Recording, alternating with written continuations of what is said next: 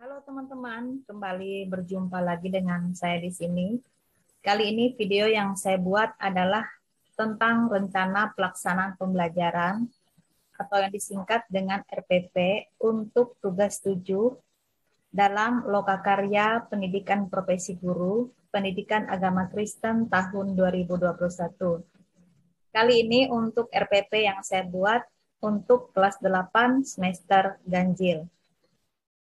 Oke, yang pertama, untuk rencana pelaksanaan pembelajaran atau RPP, kita harus mencantumkan satuan pendidikan atau instansi tempat kita bekerja.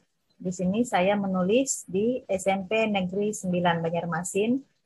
Kemudian untuk mata pelajarannya, Pendidikan Agama Kristen dan Budi Pekerti.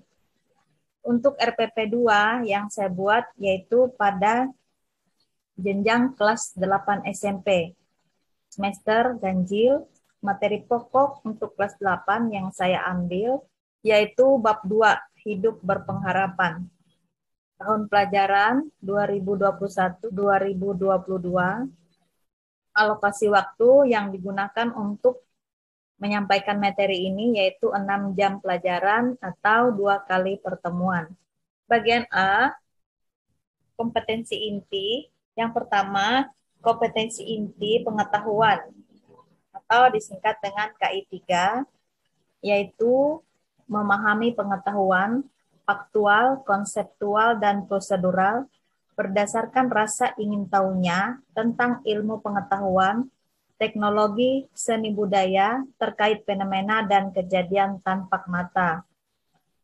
Untuk KI4 atau kompetensi inti keterampilan, yaitu mencoba, mengolah, dan menyaji dalam ranah konkret, menggunakan, mengurai, merangkai, memodifikasi, dan membuat. Dan ranah abstrak, menulis, membaca, menghitung, menggambar, dan mengarang sesuai dengan yang dipelajari di sekolah dan sumber lain yang sama dalam sudut pandang teori. Bagian B, kompetensi dasar dan indikator pencapaian kompetensi. Untuk kompetensi dasar atau disingkat dengan KD, yaitu 3.1, memahami arti sikap hidup berpengharapan. Kemudian untuk indikator pencapaian kompetensi atau IPK, langsung kepada indikator pencapaian kompetensi pengetahuan dan keterampilan. Karena RPP yang saya buat ini berpatokan pada modul yang kami pelajari saat ini, di mana terdapat dalam modul perangkat dan pembelajaran KB4, halaman 3, bagian yang kedua, perilaku sikap spiritual dan KI1 dan sikap sosial KI2 tidak diturunkan ke dalam KD dan juga tidak memiliki indikator pencapaian kompetensi pada RPP. Tetapi perilaku sikap spiritual dan sikap sosial harus dikaitkan pada perumusan tujuan pembelajaran. Jadi untuk sikap spiritual dan sikap sosial nanti akan dijabarkan pada rumusan tujuan pembelajaran, yaitu peserta didik dapat yang pertama mampu menjelaskan arti hidup berpengharapan, mampu menjelaskan manfaat memiliki sikap berpengharapan. Yang ketiga, peserta didik mampu menyebutkan ciri hidup orang yang memiliki pengharapan. Untuk KD 4.1, menyajikan cara hidup berpengharapan dalam bentuk tindakan nyata. Untuk indikator pencapaian di keterampilan, peserta didik dapat menerapkan teladan dari tokoh Alkitab yang memiliki sikap hidup berpengharapan, tidak mudah berputus asa. Kemudian kedua, membagikan pengalaman tentang pengharapan yang dimiliki di tengah keraguan dan keputusasaan. Yang ketiga, berperan aktif mengajak orang yang ada di sekitar untuk memiliki sikap hidup berpengharapan.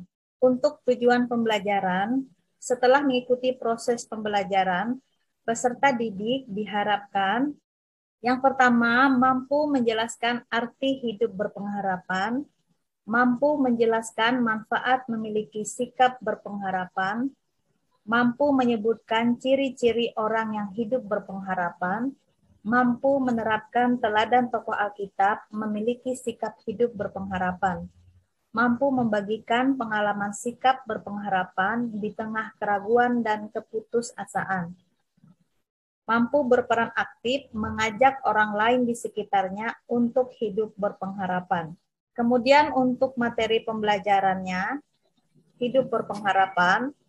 Yang pertama, bacaan Alkitab dari 2 Korintus pasal 4 ayat 8, Yesaya pasal 40 ayat 1 sampai 2, Mika pasal 5 ayat 1 sampai 2, Lukas pasal 2 ayat 25 sampai 26, Lukas pasal 2 ayat 29 sampai 32, dan Ibrani pasal 6 ayat 19.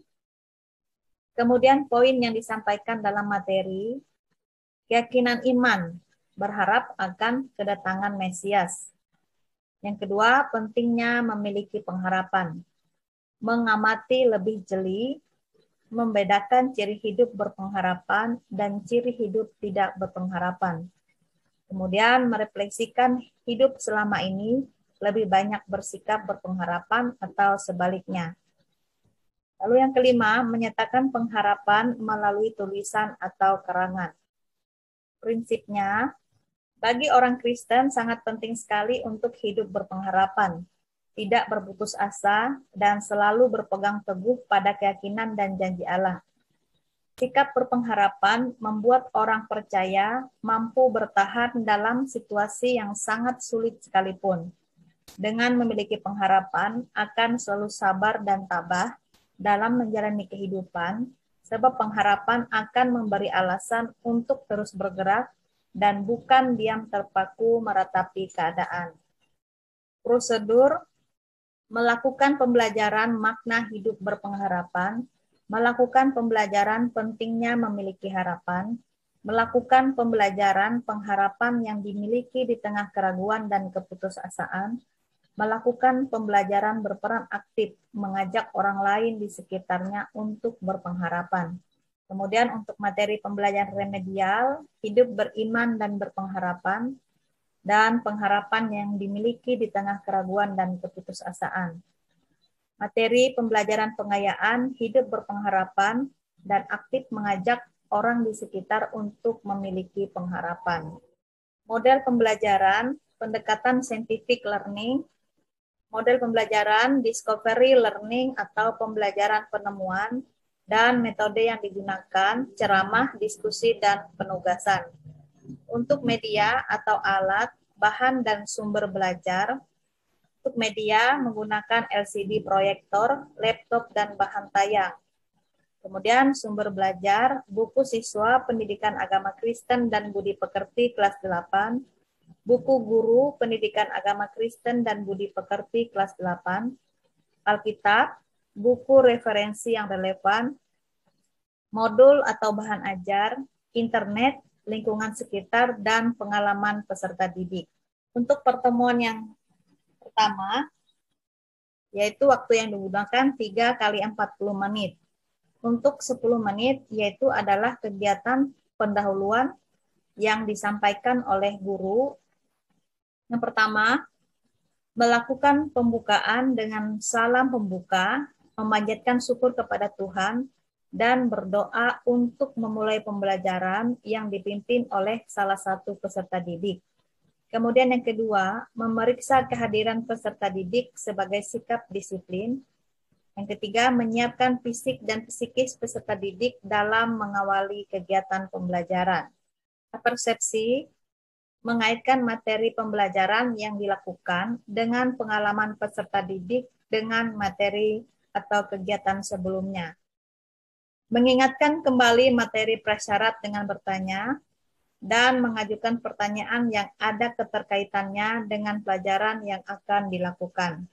Kemudian memberikan motivasi. Yang pertama, memberikan gambaran tentang manfaat mempelajari pelajaran yang akan dipelajari dalam kehidupan sehari-hari.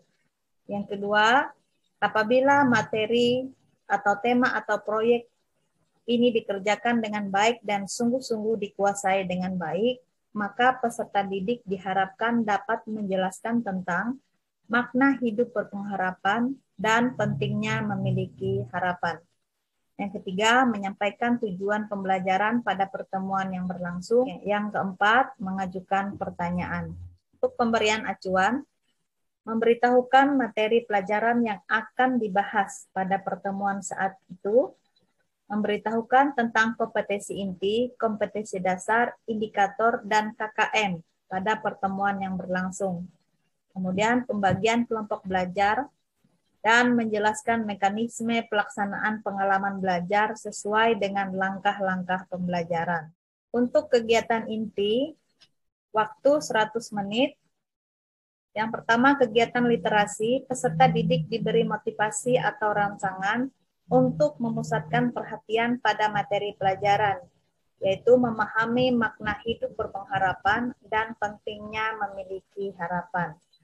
Dengan cara melihat tanpa atau dengan alat, berpikir kritis dan bekerja sama dalam mengamati permasalahan dengan rasa ingin tahu, jujur, dan pantang menyerah. Yang kedua, mengamati, berpikir kritis dan bekerja sama dalam mengamati permasalahan. Lalu membaca, dilakukan di rumah sebelum kegiatan berlangsung. Peserta didik membaca materi dari buku paket atau buku penunjang lain yang berhubungan dengan materi. Di sini ada bahan Alkitab atau bacaan Alkitab, yaitu dari 2 Korintus pasal 4 ayat 8, Yesaya pasal 40 ayat 1 sampai 2, Mika pasal 5 ayat 1 sampai 2, Lukas pasal 2 ayat 25, Lukas pasal 2 ayat 26, Lukas pasal 2 ayat 29 sampai 32, dan Ibrani pasal 6 ayat 19. Kemudian mendengar, berpikir kritis, dan bekerja sama dalam mengamati permasalahan dengan rasa ingin tahu, jujur, dan pantang menyerah. Kemudian menyimak, berpikir kritis dan bekerja sama dalam mengamati permasalahan dengan rasa ingin tahu, jujur, dan pantang menyerah. Untuk identifikasi masalah, guru memberikan kesempatan pada peserta didik untuk mengidentifikasi sebanyak mungkin pertanyaan yang berkaitan dengan gambar yang disajikan dan akan dijawab melalui kegiatan belajar. Contohnya, mengajukan pertanyaan tentang makna hidup berpengharapan dan pentingnya memiliki pengharapan. Untuk pengumpulan data, peserta didik mengumpulkan informasi yang relevan untuk menjawab pertanyaan yang telah diidentifikasi melalui kegiatan, yaitu mengamati objek atau kejadian, melakukan wawancara dengan narasumber, mengumpulkan informasi. Peserta didik diminta untuk mengumpulkan data yang diperoleh dari berbagai sumber. Makna hidup berpengharapan yang terdapat dalam materi di buku siswa, di mana disampaikan umat Israel terbagi menjadi 2 kelompok. Yang pertama, mereka yang sudah kehilangan harapan dan kepercayaan tentang janji Allah.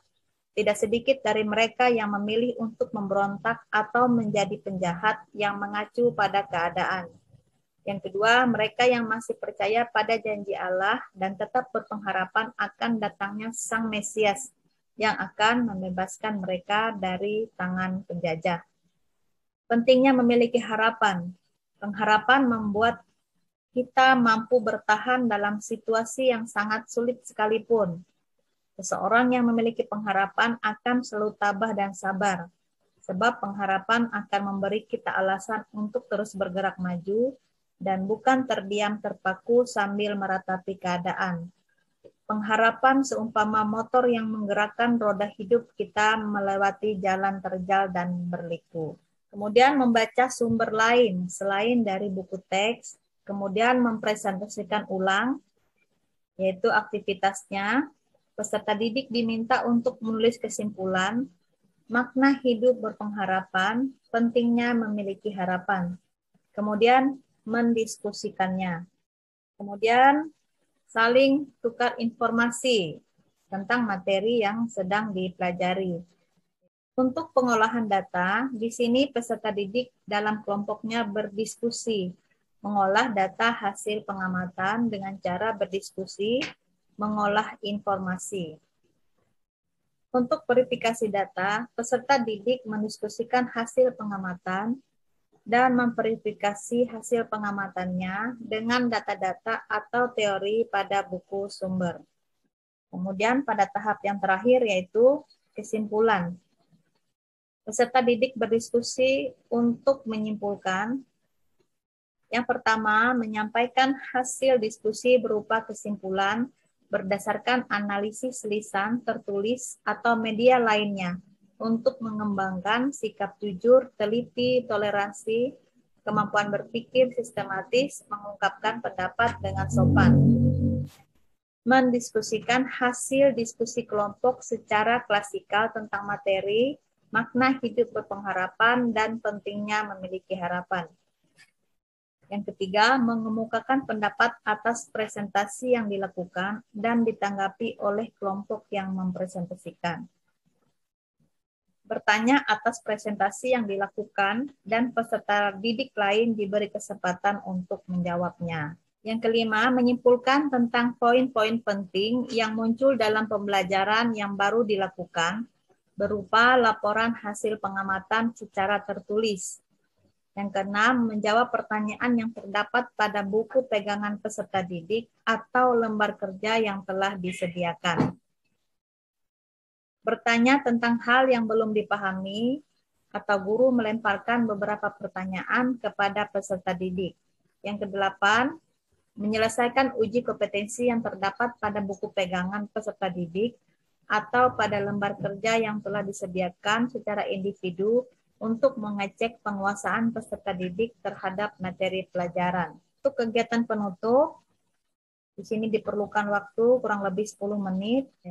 Peserta didik membuat resume dengan bimbingan guru tentang poin-poin penting yang muncul dalam kegiatan pembelajaran yang baru dilakukan, mengagendakan pekerjaan rumah, mengagendakan proyek yang harus mempelajari pada pertemuan berikutnya di luar jam sekolah atau di rumah. Kemudian guru memeriksa pekerjaan siswa yang selesai, langsung diperiksa untuk materi, memahami makna berpengharapan dan pentingnya memiliki harapan. Peserta didik yang selesai mengerjakan proyek dengan benar diberi paraf serta diberi nomor urut peringkat untuk penilaian proyek, memberikan penghargaan kepada kelompok yang sudah memiliki kinerja dan kerjasama yang baik, menginformasikan materi pelajaran yang akan dipelajari pada pertemuan selanjutnya. Yang kedua, meminta kepada salah satu peserta didik untuk memimpin ke dalam doa penutup mengakhiri kegiatan pembelajaran. Untuk pertemuan yang kedua, waktu yang digunakan juga 3 kali 40 menit. Untuk proses pembelajaran yang dilakukan sama seperti pada pertemuan yang pertama, hanya saja yang membedakan di sini adalah materi yang disampaikan.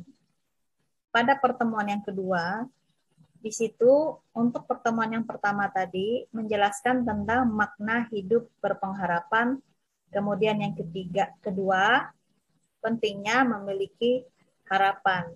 Lalu untuk pertemuan yang kedua ini lebih kepada materi penjelasan bahan Alkitab. Jadi hanya di situ bedanya untuk proses pembelajaran yang disampaikan sama seperti pada kegiatan pembelajaran yang pertama.